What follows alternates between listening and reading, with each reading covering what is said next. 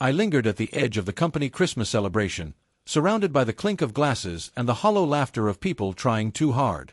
The ballroom sparkled with festive lights, and the scent of pine mixed with overpriced cologne filled the air.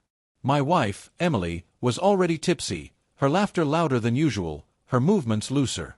From across the room, I watched her effortlessly charm people, her magnetism drawing attention like a flame draws moths. For a brief moment, pride swelled in me. But it quickly soured when I realized what she was saying. She stood near Marcus, the newly promoted VP, a man polished to perfection, confident and smug. I overheard fragments of her voice carrying across the crowd. "My husband," she said, her tone dripping with mockery. "He's sweet, but he's no Marcus." Laughter followed, and Marcus grinned, pleased with the attention. Heat rose in my face as she gestured vaguely toward me. "Look at him. He's not exactly changing the world, is he?" More laughter. My chest tightened, my grip on my glass almost breaking it. I didn't confront her. I didn't explode. I simply walked out. The December air slapped me awake as I left the hotel and drove home in silence, her words replaying in my head like a cruel echo. By the time I parked in our driveway, I knew I was done. I packed a suitcase with essentials, left a short note on the counter, "I'm finished," and walked out of that life. The apartment I moved into was small and shabby, but it was mine. At first, all I did was sit there, replaying the humiliation. But anger eventually ignited something else, a determination to rebuild. For the next 6 months, I reinvented myself. I woke before dawn to train at the gym. I cleaned up my diet, watched my body transform, and felt strength replacing weakness. I ran daily, each step crushing the memory of her voice. But I didn't stop there. I'd always dreamed of starting a tech company, but I'd never had the courage. Now, I had nothing to lose. I poured myself into the work, coding, researching, meeting people. Sleep became optional.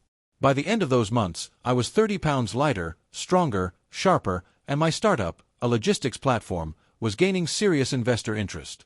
I upgraded from that run-down apartment to a sleek loft downtown.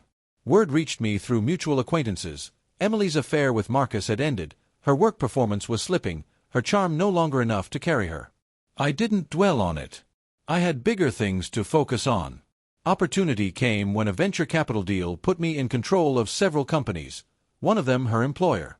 I didn't set out for revenge, but I didn't hesitate either. I walked into her office one day not as her husband, but as an owner. I didn't mention her name. I didn't need to. Her reputation was crumbling. Missed deadlines. Poor reviews. Eventually, she reached out with a text. "Can we talk? I miss you." I almost laughed. Still, curiosity led me to meet her at a cafe. She looked thinner, drained, trying to mask desperation behind a forced smile.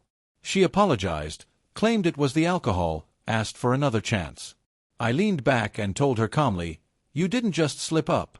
You made a choice to humiliate me in front of everyone. That's who you are." Then I paid for her coffee and left her sitting there. Within weeks, the board demoted her.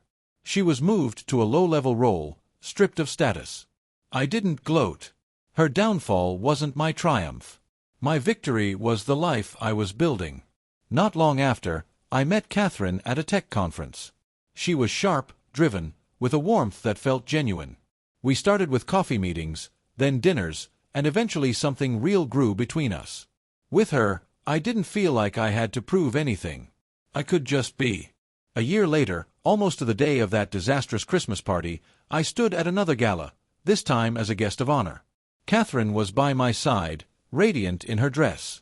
Emily was there too, but not as a guest. She was working the event, her new position leaving her serving drinks and collecting coats. I didn't linger on her. My focus was on Catherine. Midway through the evening, I stepped onto the stage to announce a new partnership for my company. And then, in front of everyone, I turned to Catherine, dropped to one knee, and asked her to marry me. Her yes was met with thunderous applause. From the corner of my eye, I saw Emily, pale and frozen. Later that night, she texted, "I'm sorry. I was wrong." I read it once and deleted it without a second thought. Because I had already won. Not because she had lost, but because I had built something real. A new life. A future I created with my own hands. And as I held Catherine close on the dance floor, I knew I'd finally left the past behind.